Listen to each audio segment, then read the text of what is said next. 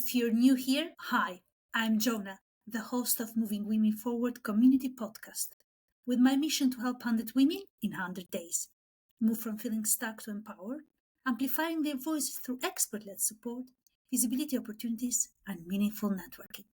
Now sit back, grab your cup of coffee or your favorite drink, and be inspired to move forward in life and in business with our next episode. So, going back to our special guest today is Dr. Lynise Green, an integrated wellness, leadership consultant, wellness strategist, and I've got here an award-winning expert. Lynise, please, thank you so much for being here today in this episode. Please tell us more who you are, what you do, and what inspires you to do what you do. And please clarify with us the award-winning bit, because I'm very interested to know, and welcome my guests who are not only award-winning, but other guests as well. But I have a special interest in this bit of your expertise. Thank you so much. Yeah. How do you combine those two? So I think what happens a lot of time in leadership, certainly my experience and the experience of a lot of people that I work with, when you're getting training, leadership training, you're learning what I call hard skills. So you're learning like time management and conflict resolution and risk management and budgeting, which are important if you're going to lead something. They're definitely important. But what I also find is that when you're learning all those skills, nobody is teaching you how to actually have the energy or the capacity to show up and do all the things, right? So you learn how to color code your calendar so you know like where you're going and you can squeeze things in there like a needle in a haystack. But then you're always tired and you're exhausted, but you're trying to do all these things, leverage again that well being. Like, how do you take care of yourself? How do you become more aware of yourself and how you're feeling and what gives you energy so that you can do all the pretty color coded things on your calendar and you can do them well? I think a lot of leaders are really tired and they think that they are incredibly effective, but I don't know if you can, how effective you can be when you're exhausted. Well, that's something we have touched in other conversations with other speakers, and it's quite interesting to go deep into this topic, really, maybe in a second conversation, but it's really, really fascinating that how much can you do of the much you have to do, right? So Right. those color coding, you're good. I'm good at color coding. Very good. Yeah. I'm very good in, I'm very efficient. I like that on me. That's perfect. But there's still something that I must slow down. Yeah. Can we stop at the slow down moment, even in this conversation? I'd like to slow down and listen to you, Lynise.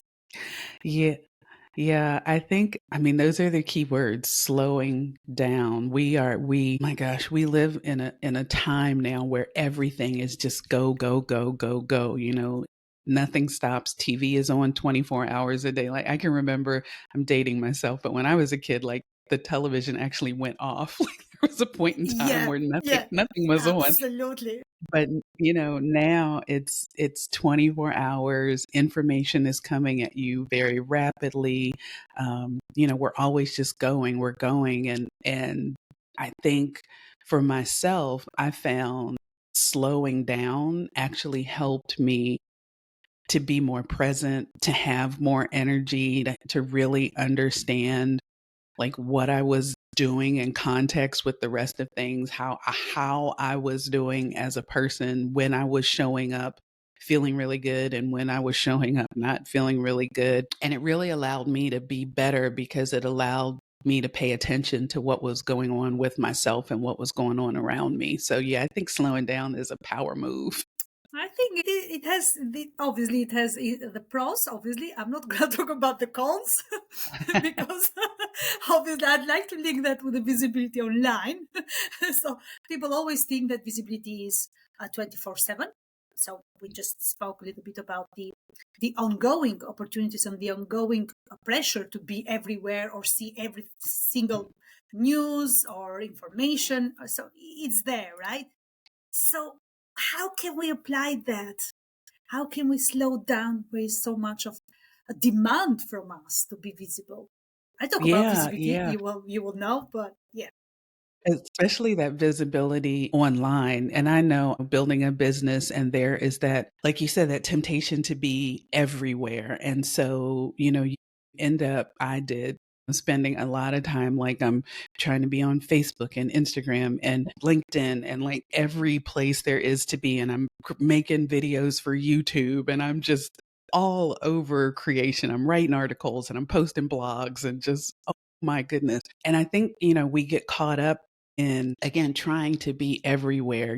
How many likes, how many clicks, I don't even know all the different things, but how many things can we get? And I think sometimes when you slow down, it's not to say don't be online and don't try to be visible, but I think when you slow down, you can be visible with better intention. So, again, there's a million platforms out there to be visible on.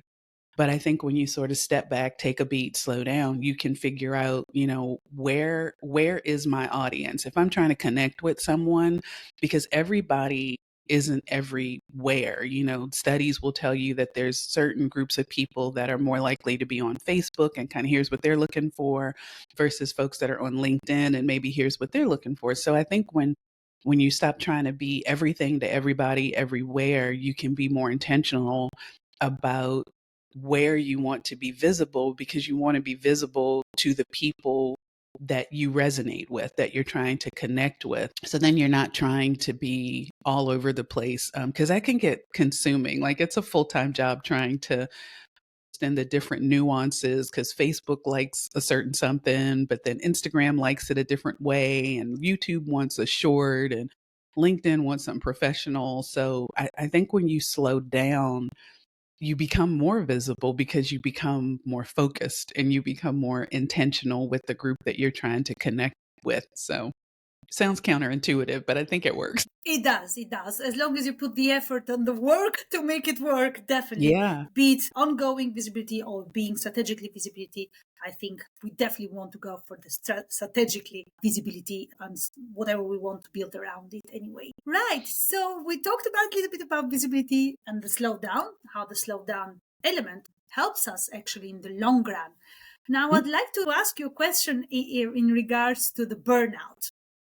Okay. So they are all linked together a little bit, but we don't realize that it's so easy to get burned out from this pressure, the actual demands of the market, demands of this world, demand of information, of ongoing media, social media, or whatever media it is around it. How can we, what little steps can we take to build that structure that, let's say, blocks us a little bit or helps us not to get burned out? Yeah. Yeah. So I think that's where a lot of self awareness.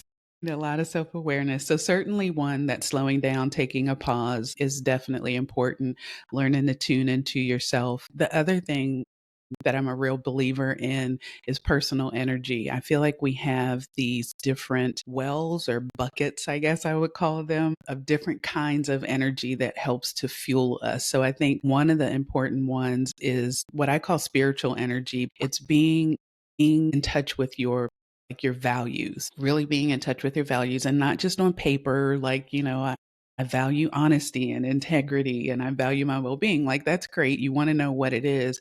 But then how do you connect with that in the things that you do, in your behavior, the way you show up at work, the things that you say, the decisions that you make? I think when you start there, you really lay a foundation because then you're going to be really aware of like when you're not moving from your values, when you are moving through your values, you're more energized because you're tapping into that internal source of energy. You're not saying yes when you really want to say no. You have healthy boundaries, even at work. I know that's weird for people to think you have boundaries at work, but you have healthy boundaries at work. So I think that's one of those ways you align your behavior and your decisions, your thoughts with your values. Those other buckets of energy, your physical energy.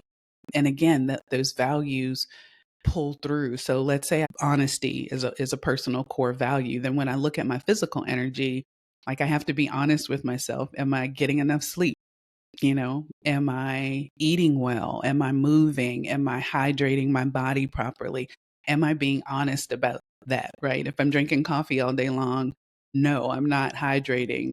sitting in a chair for 10 hours a day. No, I'm not moving like I need to. If I'm only sleeping 3 or 4 hours a night, I have to be honest, I'm not giving my body enough time to, to recover. So then there is emotional energy. Are you, and it sounds sort of, I don't know, but like, are you happy? Are you doing things, making time for things that make you happy, that bring you joy? And a lot of times, because we don't slow down, we're so busy going, going, going, going. And then, it's like, oh, I wish I could spend time, take the vacation, do whatever. But even you're on vacation, you're thinking about work. So emotional energy, and then that mental energy. Are you giving yourself space, or does everything feel, heavy? Are you just decision fatigue? Like, is trying to figure out what to wear in the morning a big deal?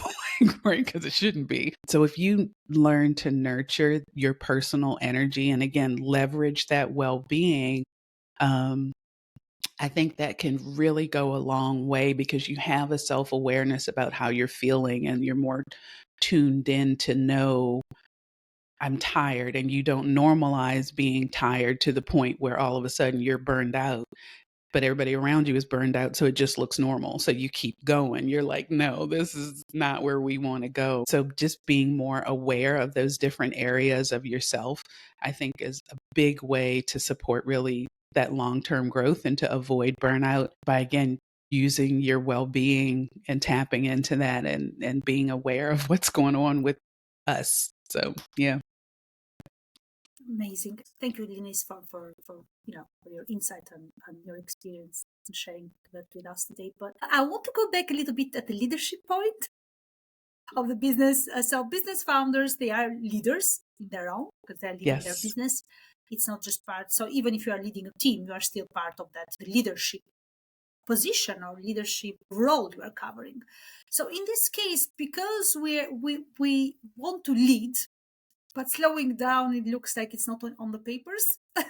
so, so how can this happen? So what can be one of the another step? I'd like to talk about practical steps. So you are in a leadership role, you want to lead your team, you want to lead in your business. It doesn't matter if you are educating others or you are inspiring others, but so the slow down element to leadership, how can we integrate that and make it happen without stopping us being leaders that we Right, want to be? absolutely. Yeah, and again, you're in that leadership role. You certainly don't want to stop, right? You want to keep going. Exactly.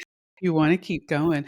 I think one of the ways that you begin to integrate all these things as a leader and still being really effective is to start thinking about, again, how you show up. So a lot of times leadership is defined by the numbers, right? Productivity. Did you meet the numbers? Did you meet the metrics, right? So go, go, go, go, do, do, do, do, right? But I think you can also begin to define leadership as how you are being and not just how you are doing what you are doing. And so you begin not so much, I mean, you have to be productive. We all have to be productive, right? But sometimes I think having impact is can get you the kind of productivity, right? When you think about like people who want to advance in their careers, right? And a lot of times they work hard, they put in the extra hours, they take on the extra assignments, but they don't get the promotion. They end up getting like more assignments and longer hours, right? But sometimes when you slow down, you can be more impactful at the things that you are doing. That gets you the visibility, that gets you seen, that gets you, the promotion. So I think there's, that ability to think about the impact that you're making, not only on the work, but I think as leaders, the thing that we sometimes don't think about is the impact that we have on our teams. Right. And so as a leader, if I am modeling these behaviors where I'm taking care of myself, right? Then the team that I'm leading, they see that I'm a good leader. They see that I'm an effective leader, but they see that I'm an effective leader because I'm taking care of myself. And so that gives them permission. And taking care of myself, I mean, like, I actually stop to eat lunch. I know people that don't, right? They just go through the day, they're eating on their meetings, So I stop to eat lunch. I go out for a walk for a few minutes, right? So they see me doing these things, and yet I'm still effective. It gives my team then implicit permission to take care of themselves. So now they are showing up healthier, they are showing up more energized. And so by default, we're all showing up more energized, we're all being more productive, we're all being more impactful. So I think that's another thing, is really understanding the impact that you have on your team. They're watching you, they're watching us as leaders. So we know we're good leaders. That's why we're in the positions we're in. But what are we modeling for people so that they can be good at what they're doing as well? I think that's a place we don't always think about as leaders. Because if we're just go, No, go, we go, then think the of the people, the numbers, right? The metrics. What is the right. KPI? What is doing the? How are we getting there? Are we getting to those numbers? If we're not getting to those numbers, we've not done a good job, definitely. So Exactly. that's a perception, isn't it? Yeah, yeah, Yeah, exactly. But if that's what our teams see, if we're always like, go, go, go, never eat lunch, never take a break, then that's what your teams are going to do. Go, go, go, because they're watching you, and then you're all burned out and nothing's getting done. So that's not good. yeah. I understand. Just a quick disclaimer: everything we're talking about in this episode, or in an episode, or if you or if you listen to the podcast on Spotify and Apple Podcast, please just understand that this is purely everything is opinion based. Every speaker has their own experience, so it's everything to be taken. I'm not going to say with a pinch of salt, but it's opinion based and facts that every speaker has on the table. So everybody has to make their due diligence and understand and take actions based on their life, based on their business, and anything else that involves their personal choices. Yes. Right. Thank you, Lynise, for that. Thank you for talking us through the leadership and the slow down element of Yes, it. to slow So down. here in UK is almost lunchtime. Well, it's midday, so midday 21. So 20, what is it? 12:21, right? Okay. So it's time to take a break at some point. So Yeah. as a leader that I am, I'm gonna take a break. Definitely, I'm going for a walk and something similar. I don't know, Love jogging it. a little bit, whatever I can. But that's a good step forward to help us be more productive, be more efficient, and why not grow with all this personal care that we can show for ourselves, and why not for the team. Now, I've got another question. I don't think it's linked to the leadership, but it's part of leading with purpose and leading from the well-being place. What can you encourage us, women, allies, not just women, but anyone that supports women or works along with women? Why not? So, what is one intentional step that you can encourage us today to take in creating this balance whilst we are still doing our job, being seen, being go even after we've had our break, but we're still doing and we're still achieving those numbers. Yeah. I think one intentional step that I would encourage women particularly, but anybody who's in that go-go, right? Anybody who's there to be able to create some balance. One thing I would say, and again, I know we keep coming back to it. I always tell people to take a pause, right? So not even just slow down, like pause.